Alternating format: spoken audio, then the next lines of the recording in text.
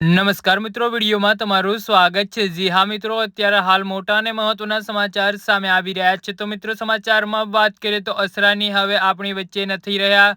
તેમનું સોમવારે દિવાળીના દિવસે અવસાન થયું છે। અસરાનીને, જેમનું પૂરું નામ ગોવર્ધન અસરાની હતું, તેઓ ઘણા દિવસોથી હોસ્પિટલમાં દાખલ હતા અને તેમની સારવાર ચાલી રહી હતી। અસરાનીને ફેફસાની તકલીફના કારણે છેલ્લા 5 દિવસથી આરોગ્ય નિધિ હોસ્પિટલમાં દાખલ કરવામાં આવ્યા હતા। જી હા મિત્રો, અત્યારે હાલના મોટા અને દુઃખદ સમાચાર સામે આવી રહ્યા છે। અભિનેતાના મેનેજર બાબુભાઈ થીબાએ અસરાની મૃત્યુની પુષ્ટિ કરતા જણાવ્યું હતું કે તેઓ ઘણા દિવસોથી બીમાર હતા અને તેમને હોસ્પિટલમાં દાખલ કરવામાં આવ્યા હતા। જી હા મિત્રો, અત્યારે હાલ મોટા અને દુઃખદ સમાચાર સામે આવી રહ્યા છે।